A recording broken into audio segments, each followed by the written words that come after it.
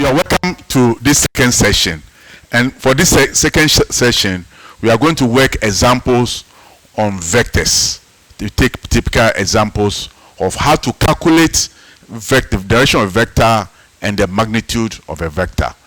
We'll look at a three-dimensional situation of 2 points, point A and point B. So vector calculus is what we are doing this semester. Calculus, and then the example we are going to look at is a vector A. A vector is defined by point A, and the point A has coordinates 3, 2, minus 1, and then point B has coordinates 0, minus 4, 3. And so in the first session we define the vector AB as x2 minus x1, y2 minus y1, z2 minus z1. And then we define the magnitude of vector AB to be the square root of x2 minus x1 squared plus y2 minus y1 all squared plus z2 minus z1 all squared. And so realize that for this particular example, the coordinates have been given. So we're going to substitute the subscripts with the actual values of the positional vectors, the positions of the coordinates. So if you take vector AB, we're going to have into bracket x2. x2 will be 0 minus x1, which is 3. Then y2 will be minus 4 minus 2. And then the z component will be 3 minus, don't forget this is minus 1. So anytime we have a minus, you always protect it with a bracket. So that's what we have. And so if you have 0 minus 3 will give us negative 3. Then we have minus 4 minus 2 will give us minus 6. And then 3 minus minus 1, that will give us 4. So straight away, our vector AB is given as coordinates minus 3 in the x direction, minus 6 in the y direction, and then 4 in the z vertical direction. And so if you come to the second part where we have to calculate the magnitude of vector AB, since we have calculated the vector AB already, and per this formula, we're going to find the square root of the s component all squared. The s component after subtraction give us negative 3. Remember, negative 3 is all being squared, so put it in the bracket form, negative 3 all squared. Then plus is the number here is minus 6. Don't forget, minus 6 all squared plus, then we have 4, which is positive number all squared. So we do what is under the square root first. And so minus 3, if you square it, you're going to get 3 squared, which is 9. I think we all know it basically. And then minus 6, if you square it, will give us 36. And then 4 squared, that will give us 16. So let's see, if you add all together, you're going to get 12 plus 9, which will give us 11. 12 plus 9 will give us 21. 12 plus 9, which is 21. Then we're going to have 61. That's square root of 61. So with the calculator, we can get the value of this square root of this is 61. So in continuation, we can also have vectors being defined by what we call position vectors. We have position vectors. So position vectors are vectors which starts from the origin. Any vector which starts from the origin is termed as position vector. And so if you have a vector OA, for example, O starts for the origin, and A is a point which is different from the origin. So once this vector starts from the origin, we call it position vector. And instead of writing vector OA, it becomes very cumbersome. So we denote it by a small letter A with the arrow on it. We can have another vector OB, which will give us vector B. And so anytime we see a vector with small letters U, V, and the rest, they are all position vectors. And so we will look at the algebra with position vectors. Once we have position vectors, we can add all of them together. So if you have, for example, we can have vector A, we can add it to vector B, we can add it to vector U, and we can add it to vector V, because they are all position vectors. So it becomes very convenient if we express the vectors in terms of their position vectors. And so we can add all of them or do whatever algebra we want to do with them.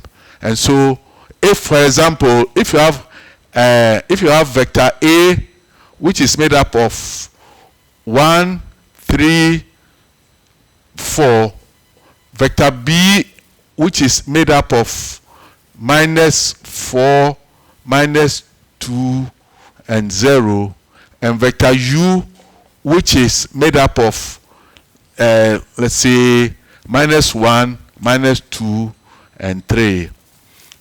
And if you have more, you can do the algebra. The algebra means that we can add them together. So if you want to perform and have vector A plus vector B plus vector C, then it becomes easier adding their individual components in terms of the coordinates. So we can have vector A, which is 1, 3, 4, plus minus vector B is -4, -2, 0, and then plus vector U, which is -1, -2, 3.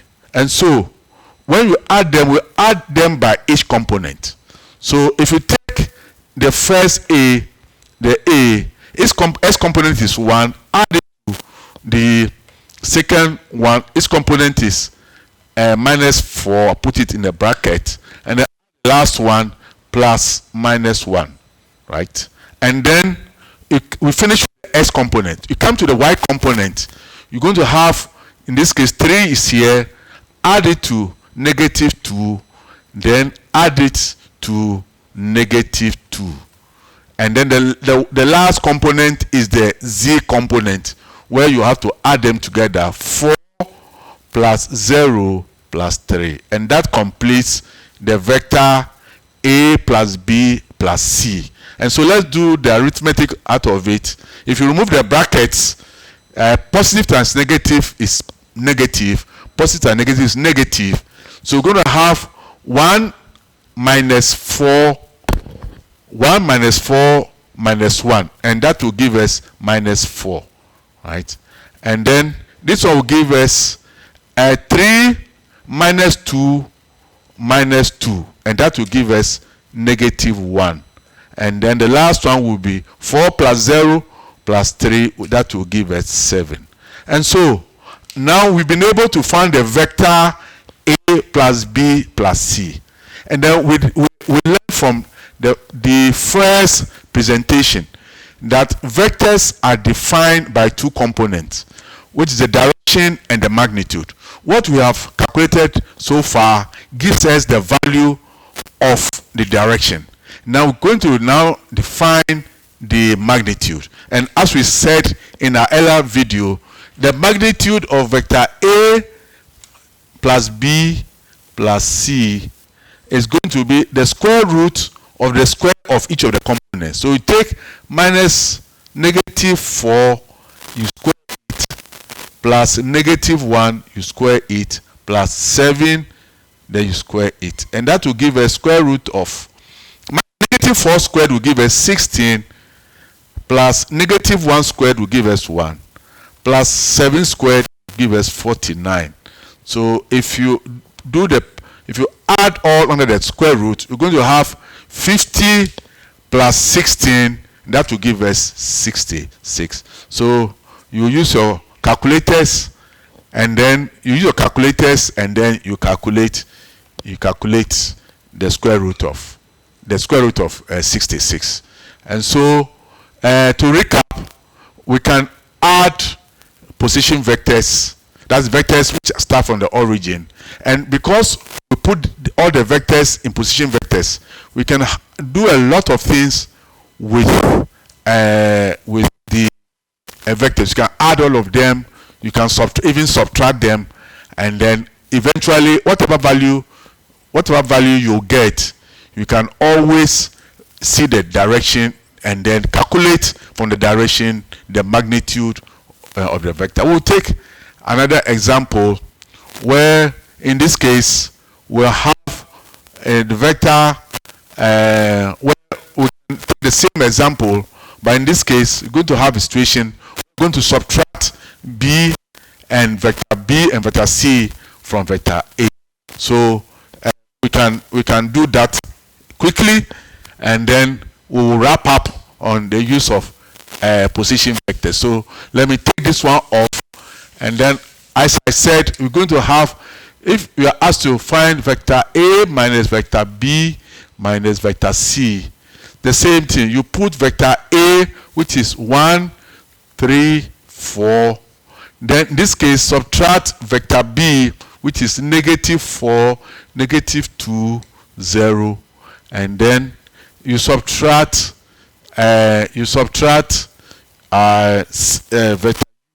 vector u give us minus negative 1, negative 2, and 3. So like we did in the addition, it's the same as the subtraction. You take each component, either you subtract or you add. So let's go on. So we have, in terms of the x coordinates, you have 1 for the x, then this negative is affecting everything here.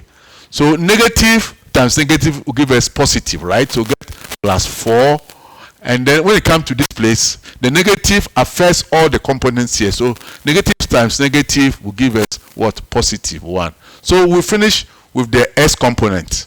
When we come to the y component too, we have to do the same thing. But let's be careful, let's be meticulous when we are working with negative signs. They can deceive us. So let's go on. So we have, for the y component, we have 3. Negative times negative will give us positive, right? Which is plus 2. And then we have negative times negative will give us also positive, right? Positive. That we finish with the y component. Now when we come to the z component, we also have the same thing. So we have 4, which is here, 4 minus 0, then negative minus 3. Then we do the same thing. So we're going to have 4 plus 1 plus 4 plus 1. That will give us 6. And then we have 3 plus 2 plus 2. That will give us 7. And then we have 4. We have 4 minus 0 minus 3. That will give us positive 1. So you can see that we have calculated the vector a minus b minus c. And so if we are asked then to find the magnitude, because we have just calculated as giving us the vector. So let's calculate the magnitude. The magnitude of vector a minus b minus c. That will give us by the formula. So the y component will be plus 7 all squared plus the z component squared, which is 1 squared, right? So we're going to have square root of 6 squared will give us 36, plus 7 squared, that is 49, plus 1 squared is 1. And if you add all, you're going to get 36 plus 49 plus 1. Then that will give us 86. because this gives us 50 and this one will give us 36. So if you add 50 to 36, you're going to get square root of 86. So that is how we work with position vectors. So thank you for your attention, and I hope to see you in the next video where we will take other aspects of vectors. Thank you very much. Enjoy your day.